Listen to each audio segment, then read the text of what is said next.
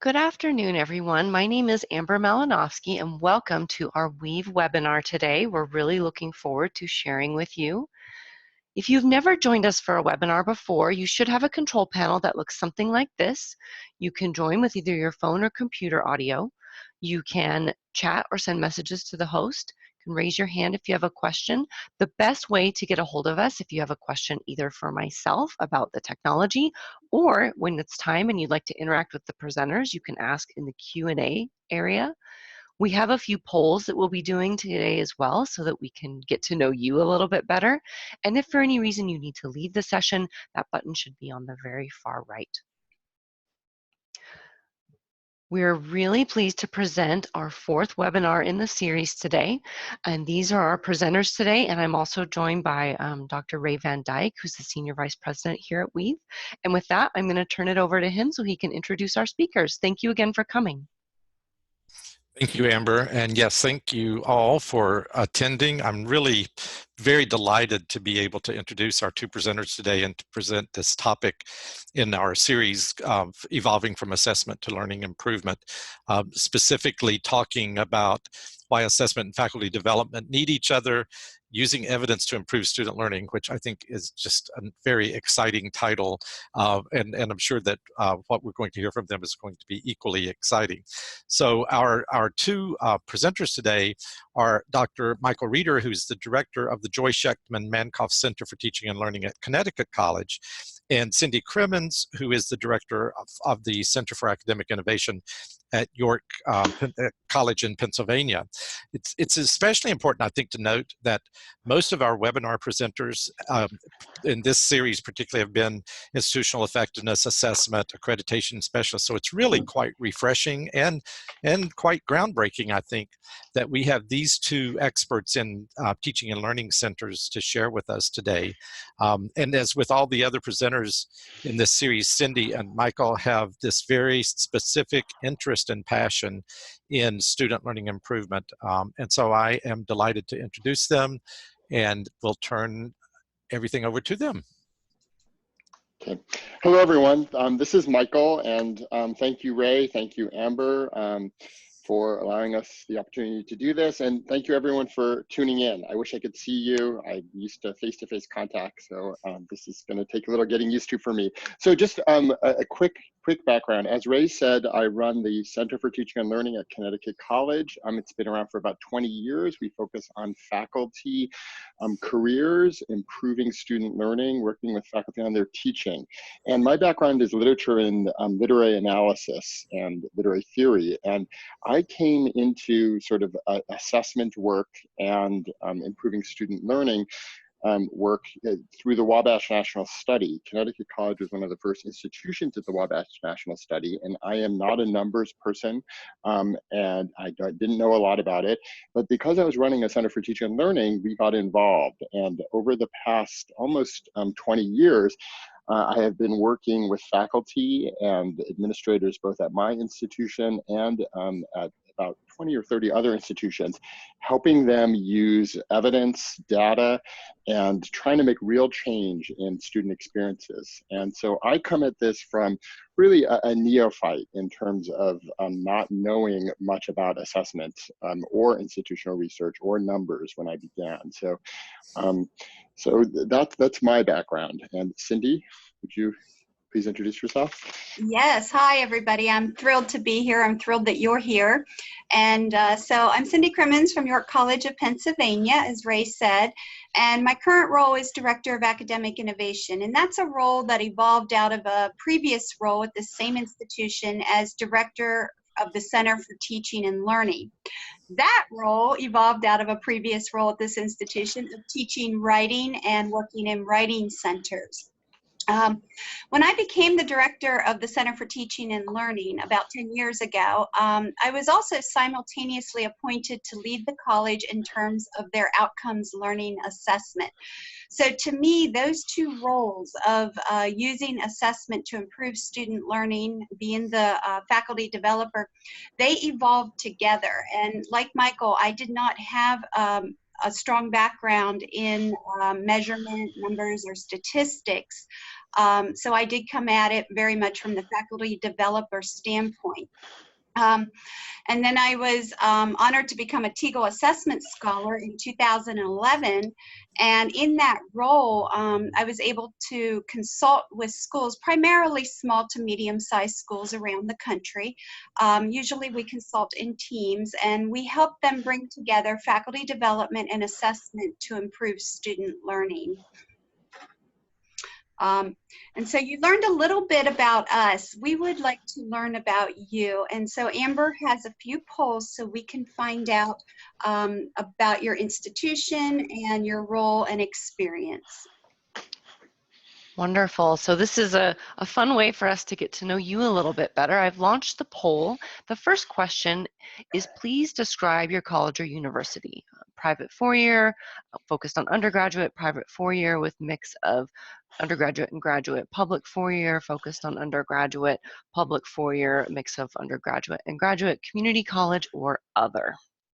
And I'll leave this up for just a couple of moments. We have some people still joining us, so I want to make sure that we get as many of you able to participate as possible.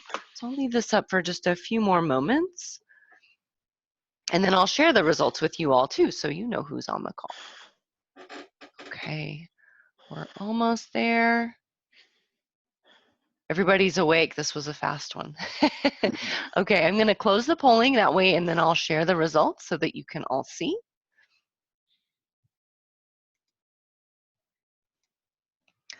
So we had 3% from a private four-year focused on undergraduate. 19% of you are from a private four-year with a mix of undergraduate and graduate programs. 5% of you are from a public four-year focused primarily on undergraduate. 56% of you are from a public four-year with a mix of undergraduate and graduate. 14% are from community colleges, and 3% selected other. Our next poll is about the size of your institution. So we have three choices here: fewer than 3,000 students, between 3,000 and 10,000 students, or over 10,000 students. And we like to do these so that as the presenters go through their session, they're able to customize some of their examples to the people that are listening. So this is really helpful for kind of shaping the way the session goes today. We'll give you just a few more moments. I have a few people who haven't had a chance to respond.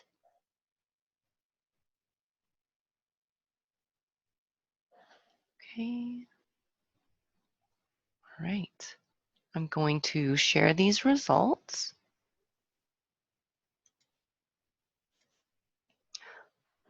"22% said that they were from a school with fewer than 3,000 students, 30% from between 3,000 and 10,000, and 48% said that they were from a school with over 10,000 students. Our next question: tell us about your role at your institution. Are you an assessment professional, an institutional researcher, educational developer, faculty member interested in improving student learning, another position at the college, or a position not at a college or university?"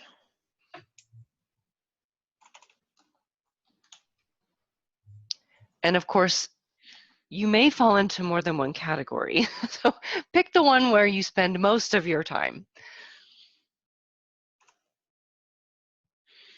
Okay, just about there. Almost everybody's had a chance. Leave it up for just another moment. Okay, I'm going to share these. So 58% of you are assessment professionals, 6% institutional researchers, 10% educational developers, 7% faculty members, 16% other position at a college or university, and then 1% not at a college or university. And our final one, we want to know a little bit about your assessment experience. How experienced are you when it comes to helping faculty members use assessment data and evidence to improve student learning? Very experienced, somewhat experienced, or not all that experienced?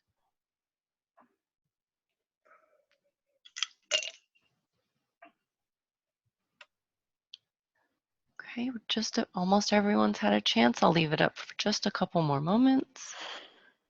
Okay. And I will share these. 39% of you identified with being very experienced. 39% also said somewhat experienced, and then there were 23% that said not all that experienced.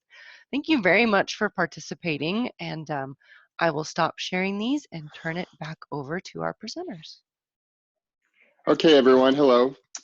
So I'm just going to quickly talk about the shape of our next 50 minutes together. We're going to quickly just remind people or sort of consider together the essential role of faculty in any kind of learning improvement effort. Then we're also going to talk about the relationship and the potentially beneficial relationship between faculty developers, also known internationally as educational developers. I also always include centers for teaching and learning, and assessment professionals, whether they're in the institutional research office and not necessarily doing assessment formally, or someone who's on an assessment committee, or someone who is, their job is to do assessment for a school or university, and how they can benefit one another. We're going to talk about three very clear sort of steps towards collaboration, and then we're going to share some examples of things that Cindy and I have been involved in, and then we're going to leave about 10 or 15 minutes for your questions and comments. All right, so the first question is, and what we're going to talk about is, why does institutional research, assessment, or any improving student learning effort need faculty, and faculty developers in particular? So on the next slide, I'm going to, and the answer is obvious, and yet I think it's just important to remember this. And I'm saying this in part, Cindy and I are, because we have encountered sort of initiatives before where it is about supposedly improving student learning or assessment, and faculty aren't involved. So to remind everyone, faculty are the crucial element to improving student learning. And we're going to talk about why on the next slide. So faculty members influence the educational experience of students on two levels. The first level is the micro level or the local level.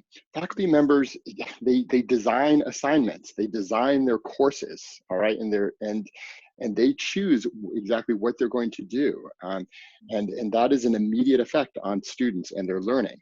They also make choices about their approaches to teaching and conducting classes. And finally, many faculty, and most faculty, are involved in advising students and supporting students individually and collectively in their learning. So that's like the micro level why faculty are so key. And on the more larger general level, the global level, faculty at most schools are, in charge with designing majors and programs of studies. And they also shape and sort of identify the priorities of general education and the overall curriculum. And also, finally, they have a large say, typically, about how an institution allocates its educational resources.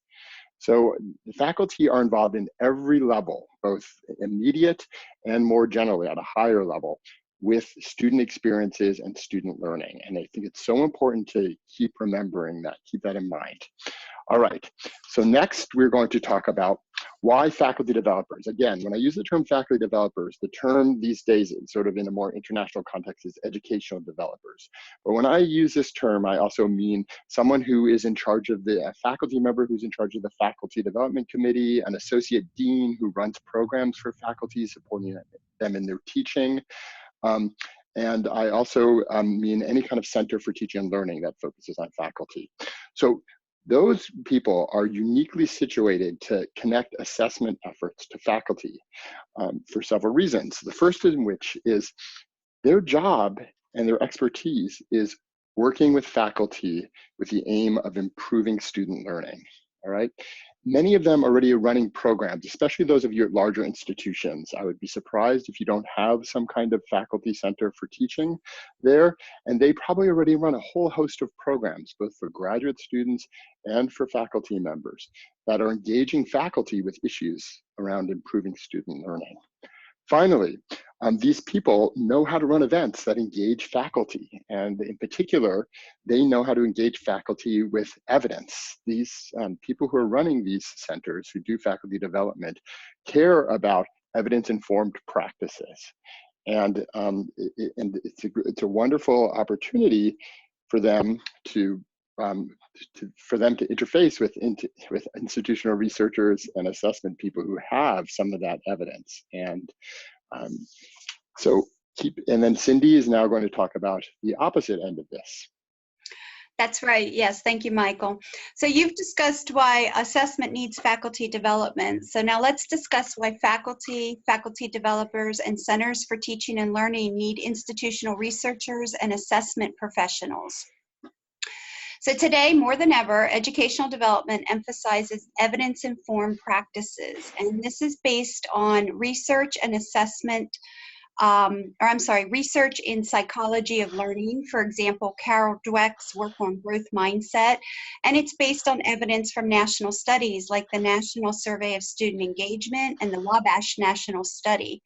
And so such evidence about best practices informs much of the programming that faculty centers offer. So using the evidence of teaching or using the best practices is a really good start. But the faculty at your institutions might wonder, how do these ideas fit our students? How do they fit in our institutional context? What are my own students' experiences? Local evidence and the stories that it tells about our students and their experiences can be extremely compelling for faculty. Institutional assessment data has the potential to answer these questions about specific students and provide powerful evidence for faculty.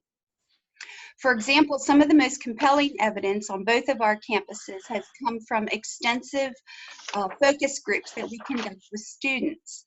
I mean, ironically, even at the most successful faculty centers for teaching and learning, sometimes we all too rarely sit down with students and talk openly with them about their learning and what happens in their classrooms, labs, and studios. So as Michael mentioned, faculty have the most intimate knowledge of the curriculum, the courses, the assignments, and teaching and learning. They should work with assessment professionals to get help with designing the assessments that best target the needs of their institution. And then they should use those findings, in addition to their personal experiences, to help inform decisions about where to target curricular improvements, academic support resources, and effective teaching approaches.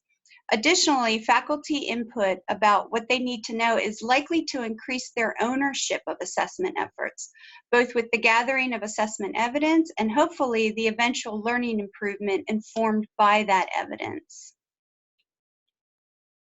We believe that collaboration between assessment and faculty development offices will allow institutions to triangulate assessment findings, student learning, and faculty practices. But while that proposition to connect assessment and faculty development seems relatively simple, some obstacles to faculty development and assessment partnerships may need to be overcome, because as we all know, simple isn't always easy. One challenge is that assessment leaders, faculty developers, and faculty often work in different physical locations. For example, on many campuses, the assessment office is in the administration building. The Center for Teaching and Learning is near the classrooms or in the library, so folks are not running into each other in the hallways naturally and having conversations. Another challenge is that different folks think of assessment in different ways, which is what my two little pictures there kind of show us. They might even think of assessment as having different purposes. So for example, institutional researchers are experts in research design, measurement, and statistics. They might focus on how assessments are designed and documented and how it's used for accountability. Assessment professionals may not have a great deal of teaching experience, and so they may not be able to fully empathize with just how messy teaching, learning, and assessing can be. Or they may have little training in curriculum design, pedagogy, and group facilitation. Educational developers and faculty, on the other hand, they may not understand the exigencies or intricacies of assessment data, particularly in regard to documenting for accountability. They may have are less likely to have training in research design, measurement, and statistics. I know that was certainly the case for myself. Faculty and educational developers may or may not see assessment as necessary and ongoing piece of improving teaching and learning. I think they do, but they may not recognize just how much or how important that is, sometimes explicitly. They may not document what they assess in a designated format, one that maybe the assessment office would strongly prefer for an outside audience. So we strongly believe that the key players need to reach out to each other intentionally and learn more about what each group values and has to offer the other. So the question here is, how do you begin this kind of conversation? And how do you break down these silos, particularly at larger institutions, I think, which many of you are part of? There is going to be that physical distance and also distance in terms of reporting lines and offices and that kind of thing. So we have a few suggestions, and the first is simply start a conversation. Reach out. One of the things I do when I run workshops on this is I tell people that want to put on your to-do list tomorrow morning or later today to send an email to, if you're an institutional researcher, if you're doing assessment at your institution, send an email to your Center for Teaching and Learning or the person responsible for working with faculty and say that you'd like to meet and discuss the ways in which you could collaborate. If you're running programs for faculty, reach out to your institutional researcher or assessment person and say, I think we can benefit from talking with each other, all right? So I do something, I suggest this, go out for coffee, meet for coffee, take a walk together. And once you begin to do this, hopefully you'll do it more and more regularly. And I'm gonna talk in the next slide about possible questions and topics that you can talk with each other about. And once this becomes regularized, you can make an appointment each semester to discuss assessment data and the activities of your centers, all right? So what you're going to try to do is find some kind of link between the institutional level assessment data and the programs that the center or the person in charge of faculty development are running. All right, so in the next slide, we're going to talk about what people can ask each other. So the key is to begin a conversation, and some suggested questions that Cindy and I have both come up with.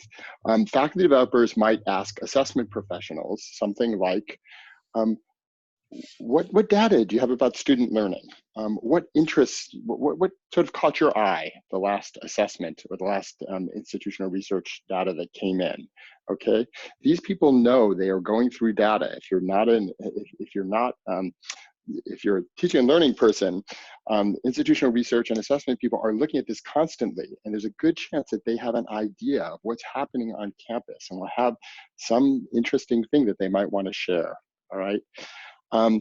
Faculty developers can also ask, what's going well? Where do you see for potential improvements? I have rarely met any institutional researcher or someone who does assessment that can't answer this question fairly quickly. They have a suspicion or an idea of what's happening on campus and what could be improved.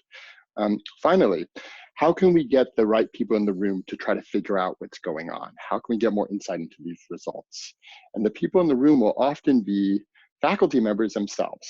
And part of this process of beginning this collaboration is going to be having a conversation and coming up with a story about what is happening on your at your institution in terms of student learning and experiences. All right, so those are some questions faculty developers might ask assessment professionals. Now here's some questions that assessment professionals or institutional researchers might ask faculty developers. What are your current initiatives?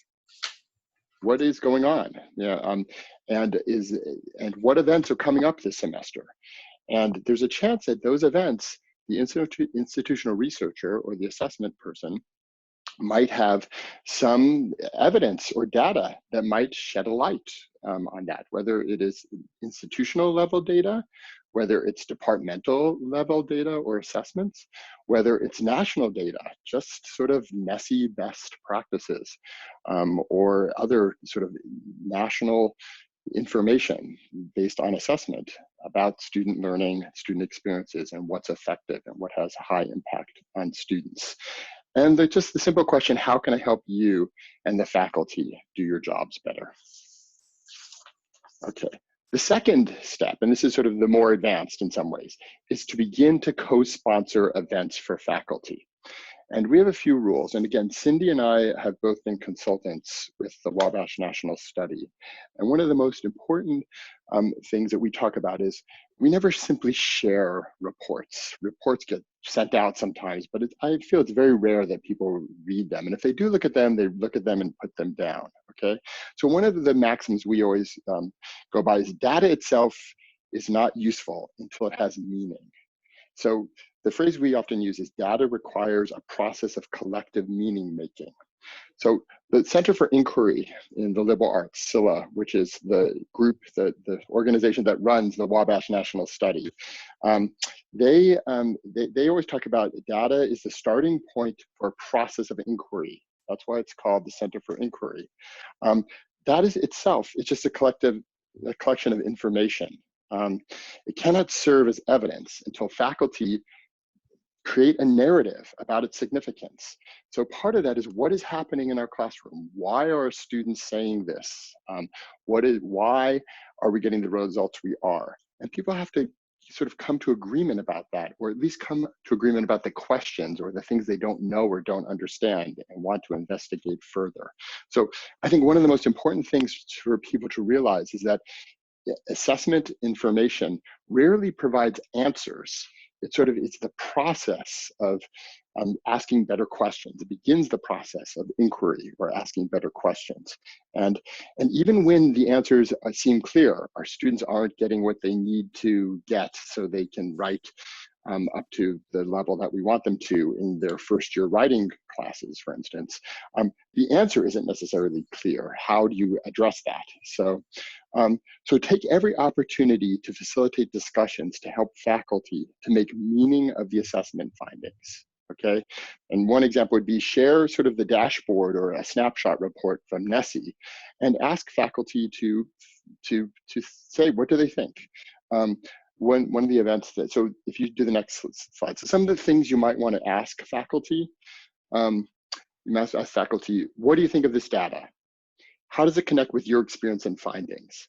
One of the events that we had, our institutional researcher shared just some of the questions, not the answers.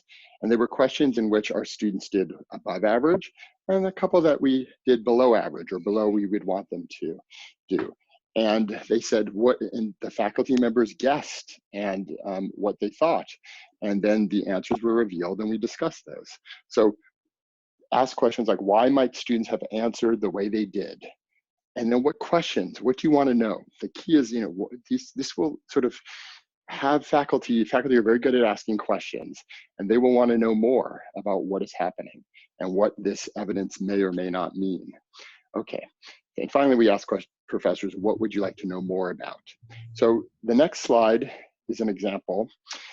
We had this event, so this is an event that we had way back in 2010 when we've got the first results back from the Wabash National Study. And it was simply called, what do we know about student learning? And what would you like to know? And you can see the description there. It was an afternoon. We had drinks. And yes, there were alcohol. There was alcohol drinks and hors d'oeuvres. And we sat around. And this is where we shared some of the questions. We shared some of the results. And faculty began, so their curiosity was piqued about what our results were for the Wabash study. They wanted to know more about it. They began to think about what do these results mean for our classroom, for my individual classroom? And a lot of good sort of came out of this. And there were a lot more faculty who wanted to know more and were actually willing to learn more about the results of our assessments.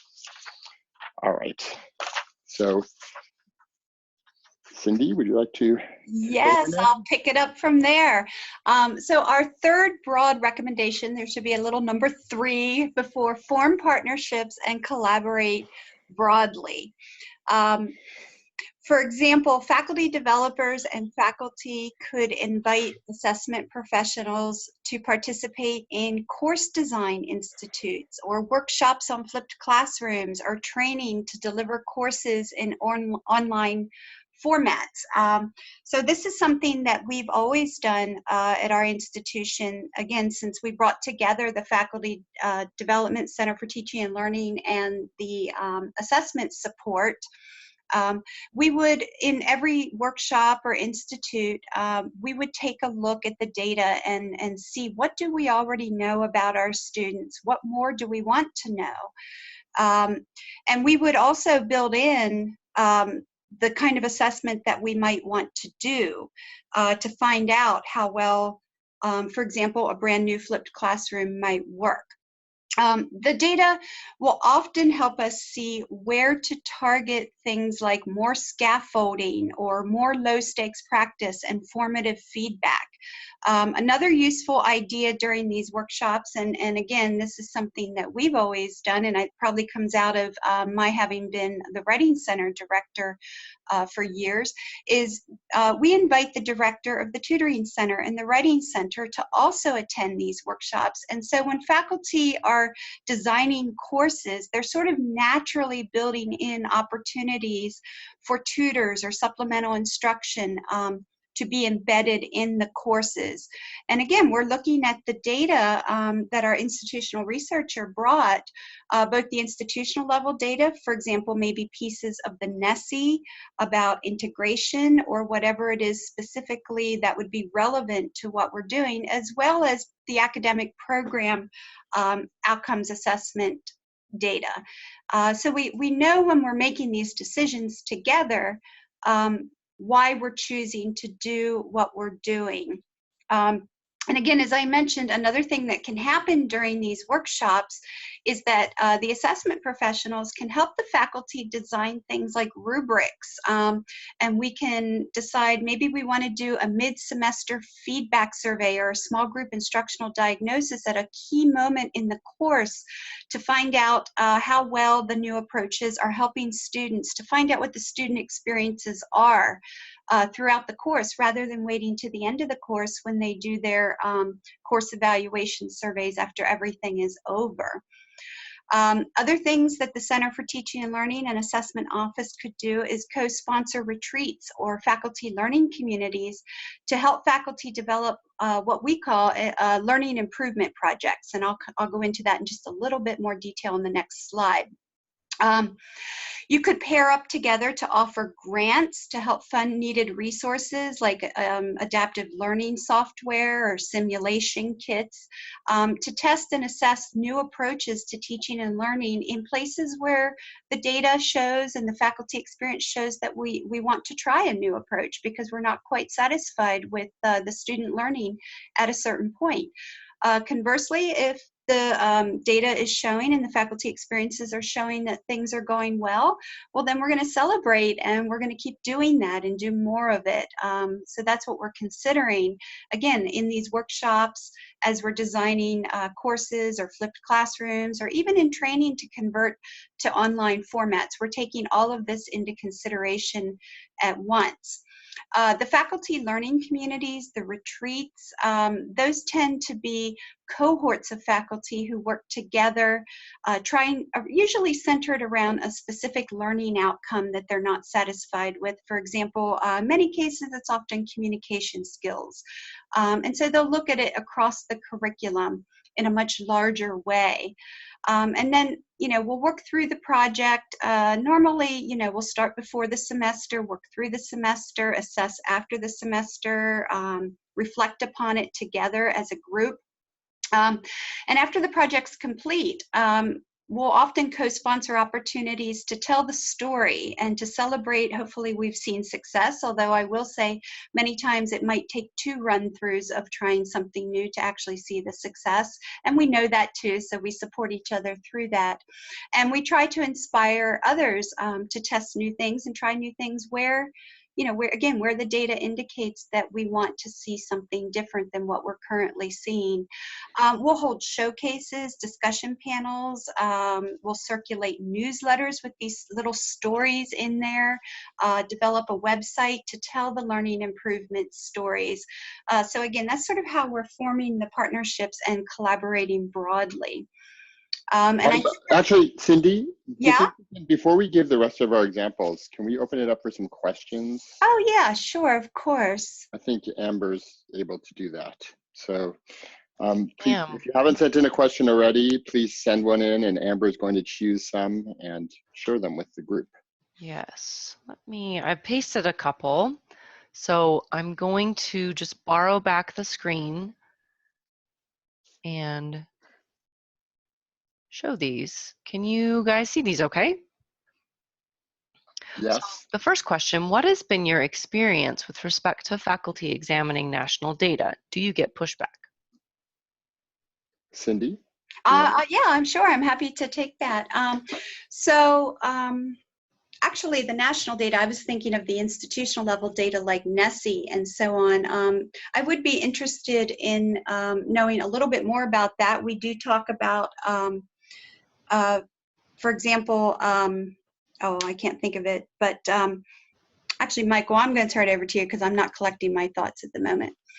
Okay, so my experience with faculty examining national data, I think they're less interested in really examining the overall results from NESE, the National Survey of Student Engagement, for example, than sort of hearing what the best practices are, a summary.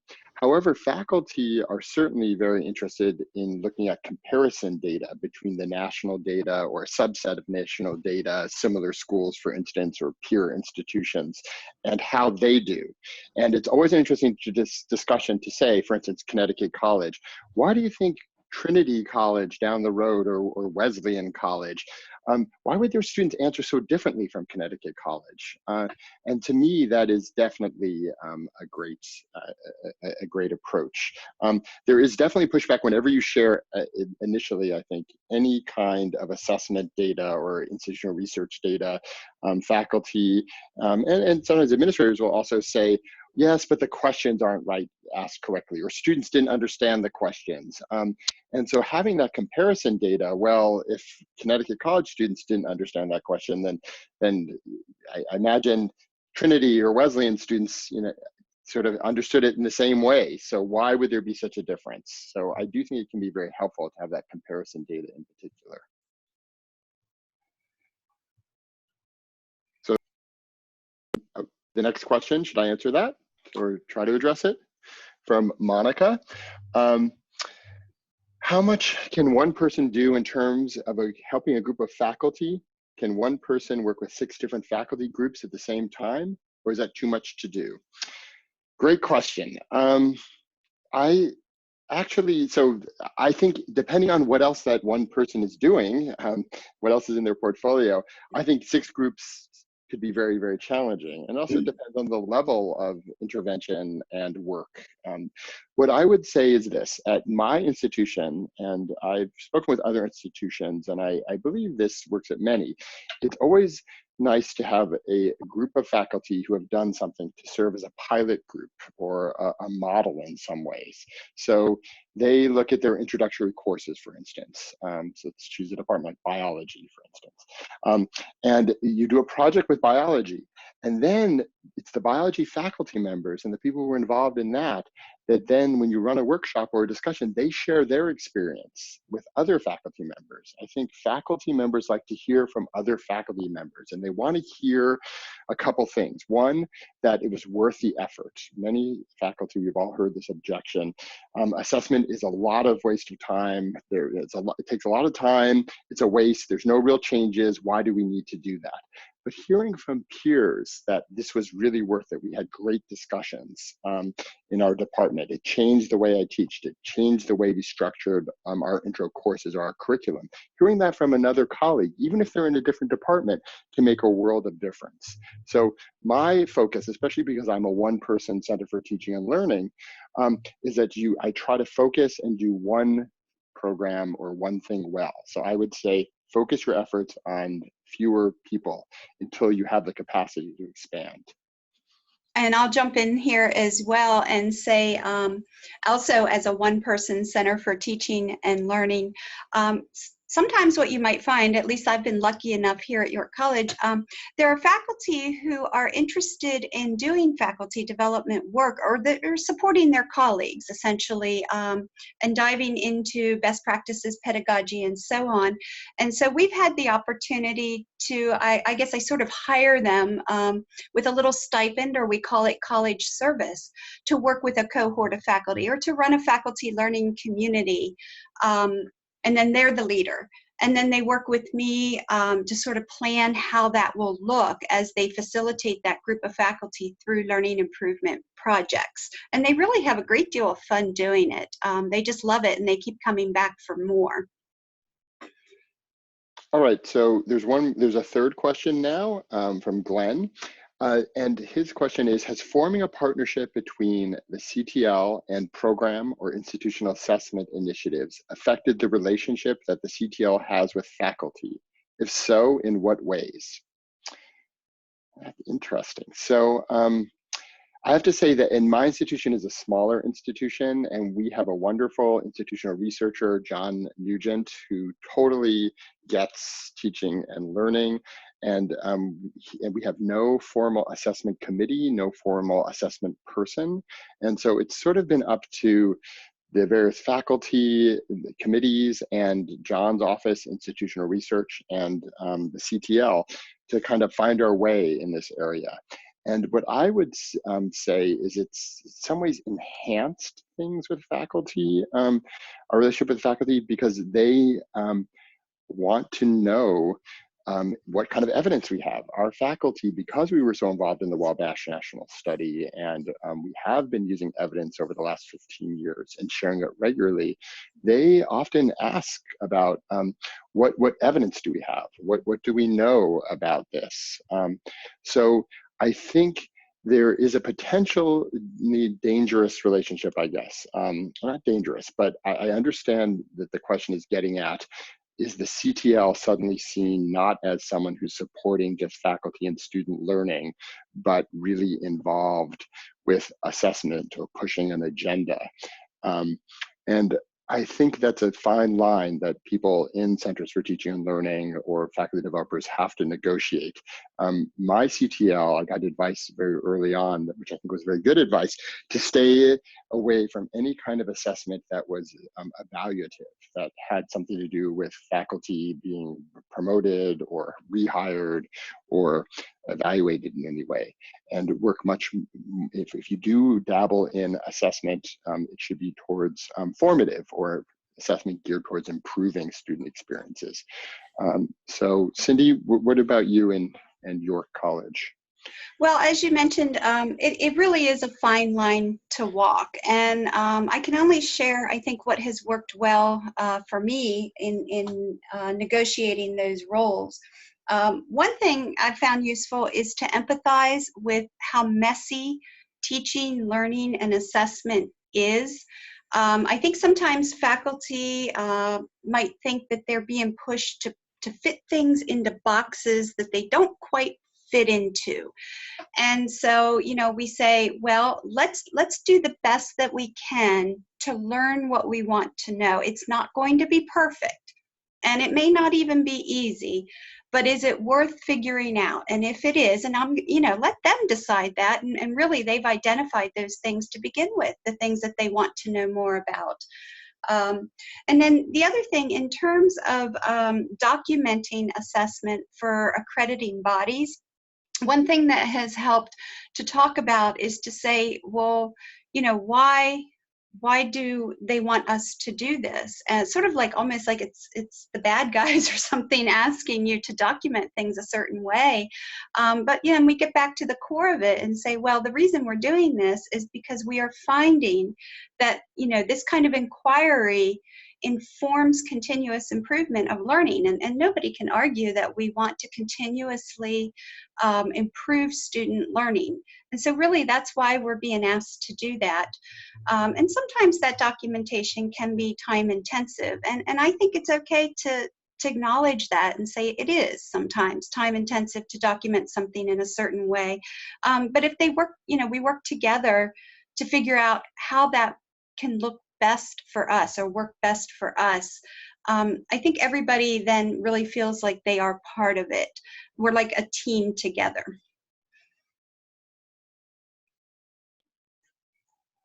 Do we have, did that help answer the question, or do we have other questions coming up? Not so far. Do you guys want to go ahead and go into your examples, and then we'll take some more questions after that? Sounds good. Okay, I'm going to give you back the screen. Okay. Here we go. All right.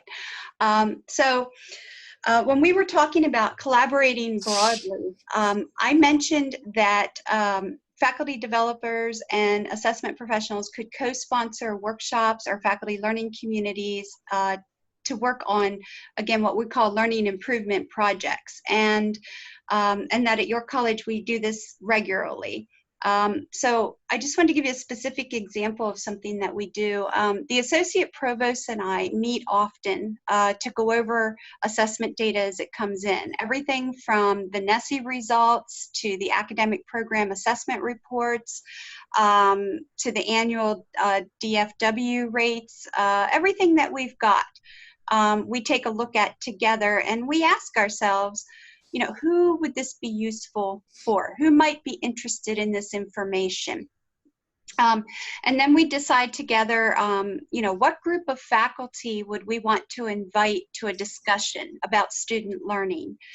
And we share the relevant parts of the assessment data with them. And really, I think it might even be more important before we share that to ask them about their students' learning, to ask questions about what are your students learning well, what do you think they need to learn better, what more do you want to know? Here are some things that we've got that might help answer those questions.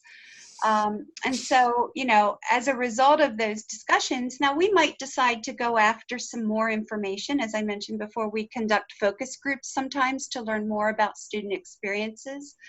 But mainly what we want to do as we all sit down together like this is we want to find the patterns and connections. What do they see as the patterns and connections with what they know about students? And then we begin to move on and say, well, what might it take to improve student learning in an area where we're not quite as happy, you know, as we'd like to be, where we wish the students were learning more, or they're not learning as much as we wanted. One of the things that really helps when going into these conversations is to provide examples from other schools that had similar interests and needs. For example, maybe, you know, at our institution, we had, with the entry-level science courses, we just weren't happy with the student success rate there.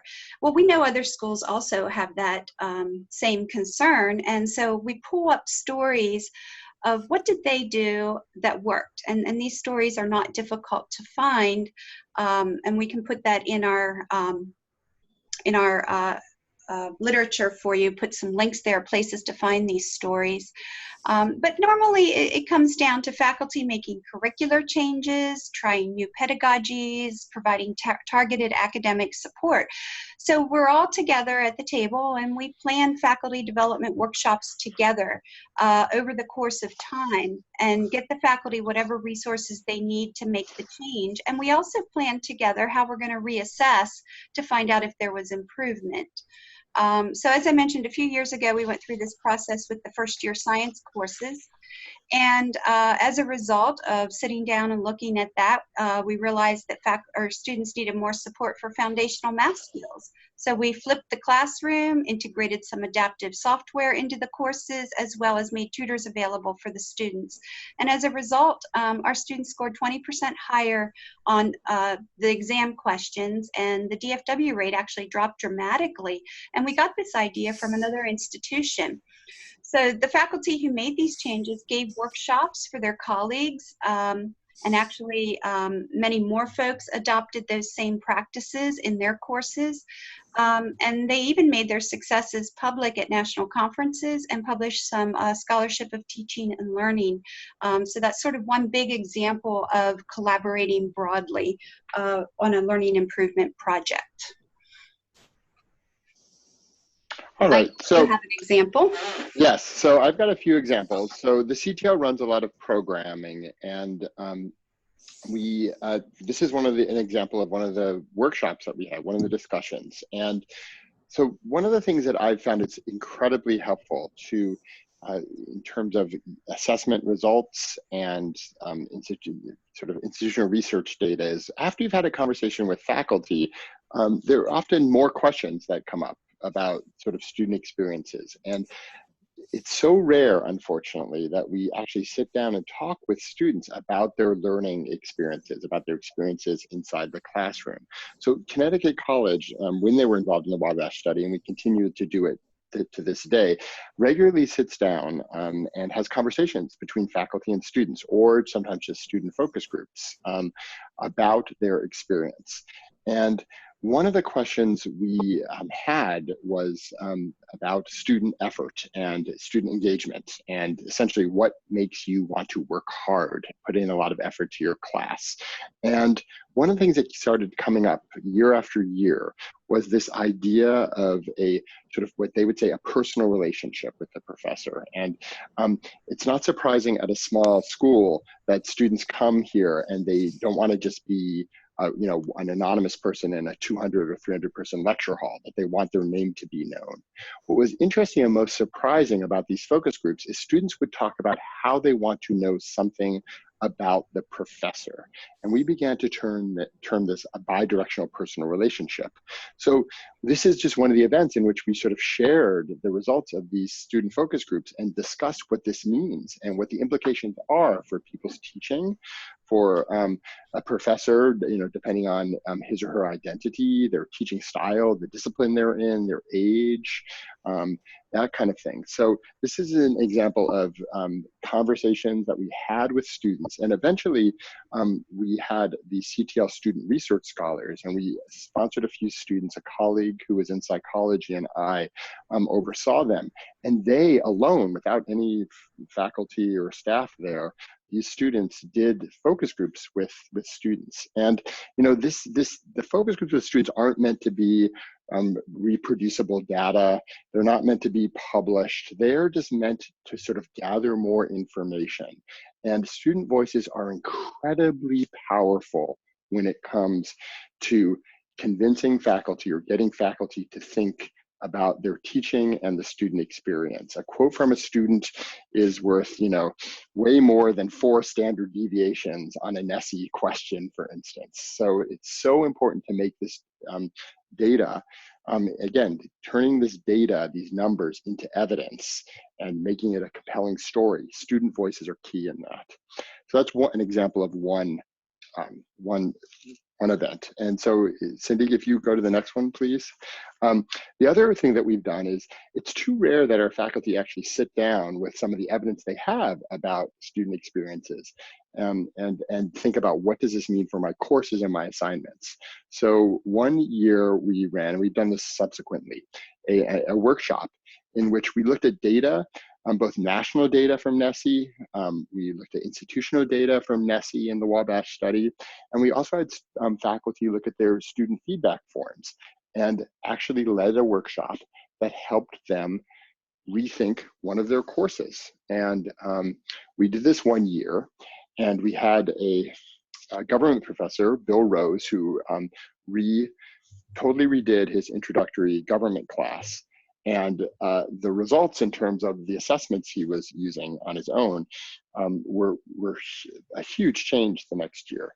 And he presented this project, and he actually ended up winning the faculty teaching award that year, based in large part upon the work that he did in this class. And he came back the following year and helped run this workshop. So again, sitting down with faculty and leading them through the process of change is important. And these are all evidence informed, both national evidence, theories of student learning, and also very local evidence, feedback.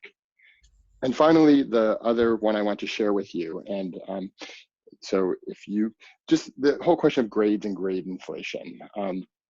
And I think there's a lot of sort of misconceptions about grades and grade inflation around. And so again, we sort of shared national data, some opinion pieces, for this. And then we also looked at Connecticut College data and tried to both clear this up and talk about, what do grades mean, and what are the implications for students?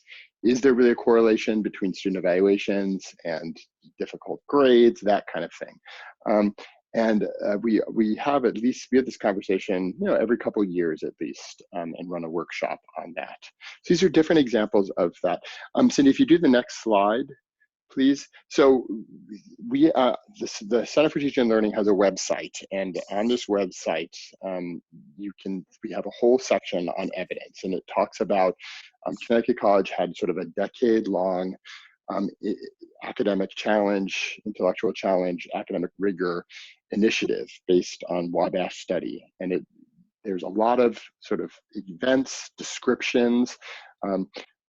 Center for Teaching and Learning, particularly our center, since it's a center with very few personnel, often borrow. So look at these descriptions of workshops, of discussions, and borrow them, please. There's a lot of information on this website, and particularly under the evidence section. Okay, I think we have a few more questions. So maybe we can go to those. Cindy, do you have anything to add?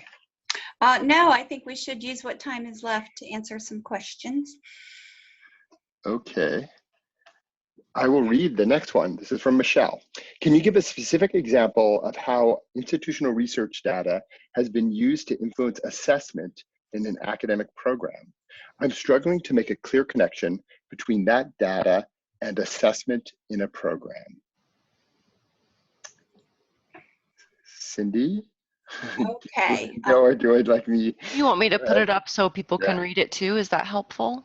That would be tremendously helpful. I'm not actually able to see that. That's what I was trying to do while Michael was talking. My apologies. Let me just refresh this Q&A slide. It'll take me just a second. There you go. There we go. And it's that first bullet. Okay.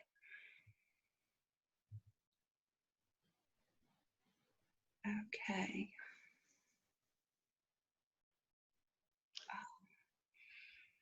I'm thinking, I don't know, Michael, you keep thinking. So I guess my,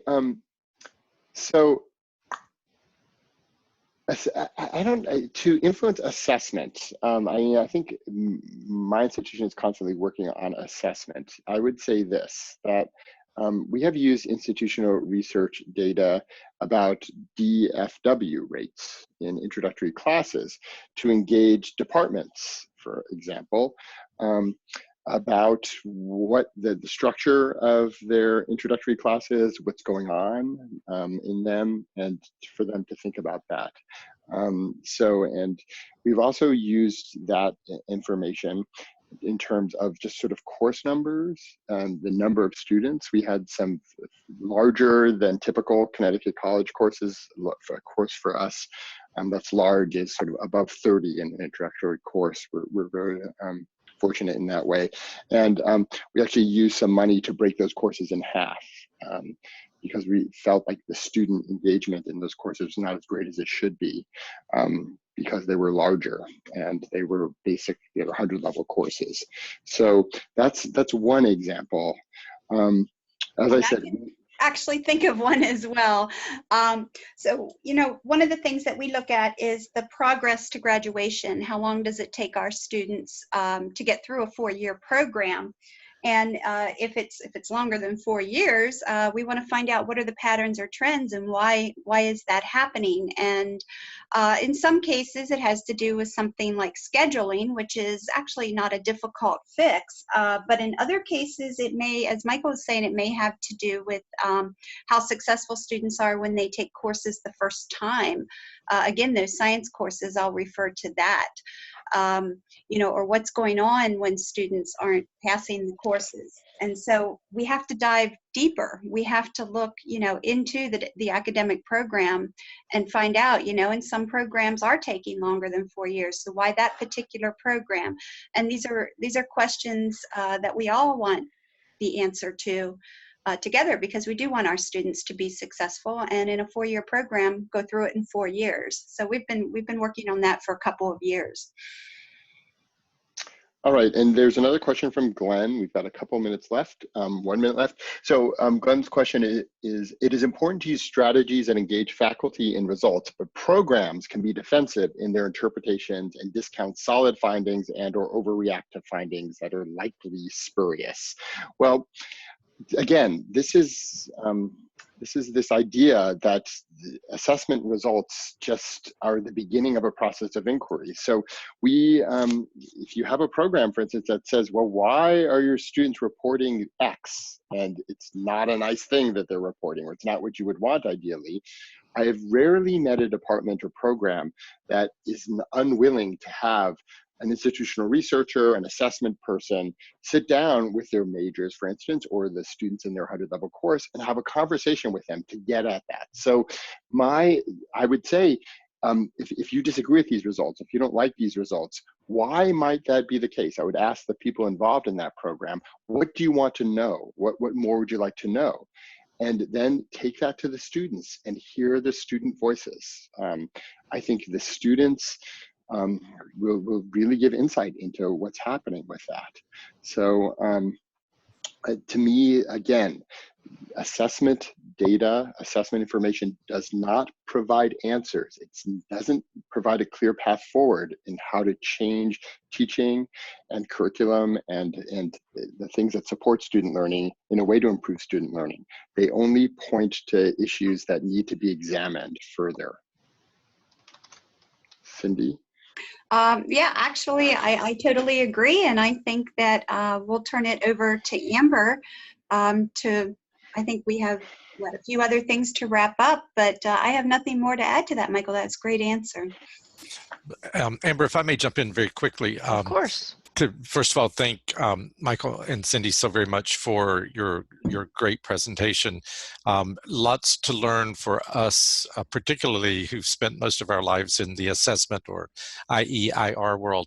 But I also failed to mention in the beginning and just wanted to make sure that I did a shout out for this webinar series being co-sponsored by the Center for Assessment and Research Studies at JMU, the Virginia Assessment Group, and their journal, the Research and Practice in Assessment, rpajournal.com, where all of these webinars kind of had their beginnings with an article. So Michael and Cindy wrote an article that you can find if you go to that website, rpajournal.com, and I'm sure get even more details of what they've presented here. But thank you again, Michael and Cindy. Thank you. Thank you. Thank you, everyone, for sticking with us, and we appreciate it. Yes, just want to echo everything Ray said. Thank you so much, both of you. That was got me brainstorming for sure. We really appreciate it. We have a couple of housekeeping things. If you want to take the survey, we would very much appreciate it. This helps us develop our future webinar series. So if there's something you want to see more of, or if you have other questions, it's really helpful for us to know that. Our next webinar is on May 13th. It will be the 5th in the series, and it's called Considerations and Resources for the Learning Improvement Facilitator. All of the other webinars in the series and for the last couple of years are on our website for free. weaveeducation.com. Go over to Knowledge Center, and each of those tiles will take you to a recording, and all you have to do is just click on that and you'll be able to watch any of those. So feel free to share that with your colleagues as well. For those of you who might be new to Weave, I know a lot of you have been to our webinars, but if you haven't, just want to tell you really quickly, this will take less than a minute, about us. We are all from institutions. Everybody here at our company, with the exception of just a few people, have been on campus and worked either in assessment and accreditation. Many of us have been faculty and taught. I was in a writing center like Cindy, and we're very, very passionate about this work. We're really interested in it, and we love to share it through these webinars. We really like to connect our audience with people like Cindy and Michael so that we're not reinventing the wheel. So we actually come from an institution. We were created at Virginia Commonwealth University, and so this is something that's truly important to us. If you are wondering what WEAVE means, it's actually an acronym for the assessment process. So this was again created at Virginia Commonwealth University when they were first getting started with kind of redoing their culture on campus in 2003, I believe, if you can believe that. What does Weave do? We have a lot of different solutions. We're probably mostly known for our software solution, and that is a place where users can log in and they can document the amazing work that they're doing with assessment, accreditation, strategic planning, and program review. We also provide these webinars. We are also getting ready to launch some other services that are designed more around what we talked about today. So workshops, groups, courses, those types of things. So keep in touch with us if you want to know more about those things. If you are interested in seeing a demonstration, I will launch a quick poll just so that you can let us know quickly that way. And again, no pressure. If you're not shopping right now or you don't need help with this right now, that's perfectly okay. But I always just like to tell people a little bit about our mission and what we do here. Again, if you want to visit the Knowledge Center, you just go to our website, weaveeducation.com, and then you can go over to that Knowledge Center, and we update it all the time. The recording for this webinar will be there. I'll also email it to you, and we've got lots of other tool tips, sheets, worksheets, all kind of great stuff that's completely free. You can share it with anybody. Thank you very much, everyone, for attending. Again, our next webinar is on the 13th. So if you would like to attend, just watch out for my email, and I will send that link out to you with the recording. But thank you so much. We hope everybody has a great rest of the week. Thank you very much to our presenters as well, and we'll see you at the next webinar. Thanks, everybody.